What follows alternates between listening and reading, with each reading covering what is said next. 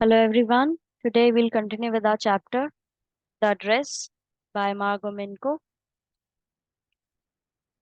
I had remembered it, but I had waited a long time to go there. So before हमने पढ़ा था कि कैसे वो स्ट्रीट पूरा एड्रेस जो है वो रिकॉल कर रही थी, कैसे उसकी मदर ने उसको वो एड्रेस बताया था। ठीक है, अब इसको ये चीज याद तो थी, बट ये काफी समय तक वेट करती रही वहां पर जाने के लिए। Initially, after the liberation, I was absolutely not interested in all that sorted stored stuff, and naturally, I was also rather afraid of it. अब जब इनको आजादी मिल गई थी, ठीक है, जो इनकी चीजें चल रही थी इनिशियली शुरुआत में, जब इनको लिबरेशन इसको लिबरेशन मिल गई थी, आजादी मिल गई थी, सॉर्ट ऑफ एक इंडिपेंडेंस इसको मिल गई थी कि ये कहीं भी आ जा सके। तब उस समय पर इसने ये बिल्कुल भी इंटरेस्टेड नहीं थी, जो चीजें स्टोर स्टफ यानी कि स्टोर में एक तरीके से जो भरी हुई है उसमें ये बिल्कुल भी इंटरेस्टेड नहीं थी। और देखा जाए naturally I was also rather afraid of it, और कहा जाए तो यहाँ पर ये उस चीज से डरी हुई भी थी। Afraid of being confronted with things that had belonged to a connection that no longer existed, which were hidden away in cupboards and boxes and waiting in vain until they were put back in their place again, which had endured all those years because they were things. और ये किस चीज से डरी हुई थी? उन चीजों से कन्फ्रंट करने में डरी हुई थी, यानी कि उन चीजों से वापस से एक फेस टू फेस आना, ठीक है, उन चीजों को देख करके जो एक सेफ प्लेस पर रखी हुई थी उनको वापस से सामने देखना, वो भी एक ऐसा कनेक्शन को दिखाती हुई, एक ऐसे रिश्ते को बताती हुई जो अब है ही नहीं। जो उसकी माता जी से इसका रिश्ता था वो अब है नहीं, माता जी तो उस चीज को, यादों को एक तरीके से दोबारा से देखना नहीं चाह रही थी, जो कई छुपे हुए थे कबर्ड्स बॉक्सेस में और वेट कर रहे थे जब तक कि ये वापस से उस चीज को देखे और दुख में ना आ जाए। ठीक है, उनको उन्हीं जगहों पर रखा हुआ था, ये वापस उनके सामने जाती नहीं थी। और इतने सारे साल जो चीजों को उसने नाम दे रखा था थिंग्स, ठीक है, वो सरवाइव्ड कर रही थी उस समय पर, एंड्योर्ड विच हैड सर, उन्होंने इतने साल सरवाइव किया स्टोर रूम में चीजों को जिनकी माता जी की यादें जुड़ी हुई हैं, तो ये उस चीज से फेस टू फेस नहीं आना चाह रही थी। But gradually everything became more normal again. Bread was getting to be a lighter color. There was a bed you could sleep in unthreatened, a room with a view. You were more used to glancing at each other. लेकिन gradually धीरे धीरे चीजें जो है normal हो रही थी। वापस से ब्रेड का कलर जो है लाइट कलर हो रहा था, ठीक है, और बेड जो है एक ऐसी जगह हो गई थी जहां पे आपको डर नहीं लगता था और आप आराम से जाकर के सो सकते थे बिना किसी खतरे के। एक रूम ऐसा था जिसमें आप हर दिन जो है उसमें एक अच्छे से उसको यूज कर सकते थे, उसको निहार सकते थे, ठीक है। And one day I noticed I was curious about all the possessions that must still be at that address. और एक दिन मैंने नोटिस किया कि मैं वापस से क्यूरियस हो गई हूँ, उत्सुक हो गई हूँ उन सारी चीजों को लेकर के, उन सारे पोजेशंस को लेकर के जो उस एड्रेस पर अभी भी हैं। पोजेशंस यानी कि हक की चीजें हैं, जो उसकी माता जी की हक की चीजें थी। I wanted to see them, touch and remember. मैं उन चीजों को देखना चाहती थी, टच करना चाहती थी और वापस याद करना चाहती थी। After my first visit in the vain to Mrs Darling's house, I decided to try a second time. जब इसने पहली बार विजिट किया मिसेस डॉर्लिंग का, उन्होंने कम्प्लीटली डिनाई कर दिया था, तो वो बर्बाद हो गया। तो उसके बाद इसने दोबारा ट्राई किया कि मैं दोबारा से जाके ट्राई करूंगी। Now a girl of about 15 open the door to me. I asked her if her mother was at home. अब जब ये दोबारा से मिसेस डॉल्टिन के घर गई है तो वहां पर एक 15 साल की लड़की ने घर खोला है, गेट खोला है, सॉरी। और इसने मुझसे पूछा कि आपकी मम्मी घर पे हैं? No, she said, my mother is doing an errand. नहीं, मेरी मम्मी जो है एक काम कर रही हैं घर के बाहर। Work involving going out of the house is called errand. No matter, I said, I will wait for her. अब ये बोलती है कि कोई दिक्कत नहीं है, मैं उनका वेट करूंगी। I followed the girl along the passage. मैं गर्ल के पीछे पीछे गई। An old fashion iron Hanukkah candle holder hung next to a mirror. एक पुराने फैशन का हनुका जो था वो लगा हुआ था मिरर के पास में, जो कि जूविश फेस्टिवल्स में लाइट्स लगाने के लिए, कैंडल्स लगाने के लिए काम आता है। We never used it because it was much more cumbersome than a single candlestick. हमने उसे कभी भी यूज नहीं किया था क्योंकि वो बहुत ज्यादा cumbersome एज इन अनमेनेजेबल था, इसलिए हम उसको यूज ही नहीं करते थे कि कैंडल, एक सिंगल कैंडल स्टिक लगती नहीं थी। वोंट यू सिट डाउन, आज द गर्ल। अब आप इस चीज को देखिए पहले तो कि ये यहाँ पर इससे एक ओल्ड फैशन चीज जो दिख रही है वो भी इसी के घर से रिलेटेड है, जो इसी के घर से चुराई हुई है मिसेस डॉर्लिंग ने। तो ये उस चीज को याद देख करके याद कर रही है कि वो इसे क्यों नहीं यूज किया करते थे ये लोग जब इनके घर में वो सामान था। Won't you sit down? asked the girl. Girl बोली क्या तुम बैठोगी नहीं? She held open the door of the living room and I went inside past her. उसने दरवाजा खोला लिविंग रूम का और मैं उसके पास से निकल के गई। I stopped and horrified. मैं रुकी और मैं डर गई। I was in a room I knew and did not know. मैं एक ऐसे कमरे में थी जो मैं जानती थी लेकिन मैं नहीं जानती थी। I found myself in the midst of things I didn't want to see again but which oppressed me in the strange atmosphere. मैं वो सारी चीजों के बीच में थी जहां पे मैं वो चीजें देखना तो चाहती थी लेकिन वो सारी चीजें जो थी एक अजीब से एटमॉस्फेयर में मुझे दबा रही थी।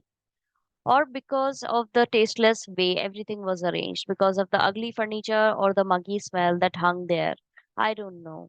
या फिर ये है कि ये भी हो सकता है कि वो सारी चीजें जो थी बहुत ही टेस्टलेस तरीके से अरेंज थी यानी बिल्कुल तरीके से अरेंज नहीं की हुई थी। बहुत ही भद्दा फर्नीचर था या फिर उन सब में से एक मगी स्मेल आ रही थी यानी कि एक ऐसी चोरी वाली स्मेल आ रही थी। ठीक है कि ये सारी चीजें जो है चुराई हुई है। मुझे नहीं पता but I scarcely dare to look around me. लेकिन मैं बहुत ही ज्यादा डर गई थी स्केयरली। इसने क्या करा उसने देखा ही नहीं अपने आसपास। The girl moved a chair I sat down and stared at the woollen table cloth. लड़की ने चेयर मूव करी मैं उस पर बैठ गई और मैं घूरती रही एक वुलन टेबल क्लॉथ पे। I rubbed it. मैंने उस पर रब किया। My fingers grew warm from rubbing. उस पे मैंने जब अपनी उंगलियां फेरी ऊन से बना हुआ टेबल क्लॉथ था तो उस पे जैसे ही मैंने रब करी अपनी फिंगर्स से वो गर्म हो गई। आई followed the lines of the pattern. मैंने धीरे धीरे उस पर उंगलियां फेराई और जैसे जैसे उसका पैटर्न था वैसे वैसे उंगली मेरी चल रही थी। Somewhere on the edge there should be a burn mark that had never been repaired. कहीं ना कहीं उसके किनारे पर एक जले का निशान था जो कभी भी ठीक नहीं किया गया था। My mother will be back soon, said the girl. अब वो लड़की बोलती कि मेरी मम्मी जो है वो जल्दी ही आने वाली है। I have already made tea for her. Will you have a cup? अब वो लड़की पूछ रही कि मैंने उनके लिए तो चाय बना दी है क्या तुम भी चाय लोगी? एक cup. Thank you. I looked up. The girl put cups ready on the tea table. She had a broad bag, just like her mother. She poured tea from a white pot. All it had was a good gold border on the lid, I remembered. She opened a box and took some spoons out. मैंने ऊपर की तरफ देखा, thank you बोला। मैंने लड़की को देखा, वो कप टी टेबल सजा रही थी और वो उसकी भी ब्रॉड बैग थी जैसे उसकी मम्मी की थी। उसने एक वाइट पॉट में से टी पोर करना शुरू करा, डालना शुरू करा। गोल्ड बॉर्डर की लिड थी उस पे जैसा कि मैं जानती थी, मेरे को याद था। She opened a box and took some spoons out. उसने एक बॉक्स खोला और कुछ चम्मचें बाहर निकाली। That's a nice box, I heard my own voice. और मैंने अपने आप से ही एक आवाज कहते हुए सुना कि ये बहुत ही सुंदर बॉक्स है। It was a strange voice. वो बहुत ही अजीब सी आवाज थी। एज दो each sound was different in this room. जैसे कि हर एक चीज का अलग ही साउंड था इस कमरे में। Oh, you know about them. She had turned round and brought me my tea. She laughed. My mother says it is antique. We have got lots more. She pointed round the room. See for yourself. बोले ओ तुम्हें पता है इनके बारे में? वो घूमी, उसने मेरे को टी ला के दी और वो जोर से हंसने लगी कि मेरी मम्मी कहती है कि ये एंटीक है और हमारे पास और भी ऐसी चीजें हैं। उसने एक रूम की तरफ इशारा किया। बोले जाओ तुम खुद देख लो। I had no need to follow her hand. मुझे कोई जरूरत नहीं थी कि मैं उसके इशारा जहां उसने किया है उस कमरे में जाके देखूं। I knew which things she meant. मुझे पता था कि वो कौन सी चीजों के बारे में बात कर रही है क्योंकि अधिकतर चीजें इसके घर से चुराई हुई थी। I just looked at the still life over the tea table. और मैं एक ठहरी हुई जो समय एक ठहर सा गया था उस टी टेबल पे उसकी तरफ निहार रही थी। As a child I had always fancied the apple on the pewter plate. एक बच्चे की तरह मैंने हमेशा इच्छा करी थी कि एक छोटे से अलॉय जो टिन अलॉय जो होता है pewter प्लेट उसके ऊपर एक एप्पल रखा रहे। We use it for everything she said. बोले हम इसको सब चीजों के लिए इस्तेमाल करते हैं। Once we even ate off the plates hanging there on the wall. और ये जो दीवारों पे प्लेटें लटकी हुई हैं एक बार हमने इन पर खाना भी खाया है। I wanted I wanted to so much but it wasn't anything special. मैं जानती थी ये सारी चीजें लेना लेकिन वो इतनी कुछ स्पेशल थी नहीं। I had found the burn mark on the tablecloth. The girl looked questioningly at me. अब मैंने वो जो टेबल क्लॉथ पर बर्न मार्क था जले का निशान था वो मैंने ढूंढ लिया था। लड़की जो है मेरी तरफ एक क्वेश्चन वाले अंदाज में देख रही थी।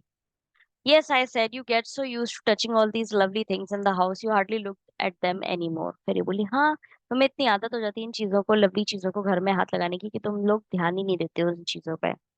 You only notice when something is missing because it has to be repaired or because you have lent it, for example. तुम्हें ये सारी चीजें तभी याद आती हैं जब तुम या तो ये चीजें खो चुके हो, या तुमने किसी को रिपेयर करने के लिए दी हो, या फिर तुमने किसी को उधार पे दी हो, रेंट पे दी हो एक तरीके से.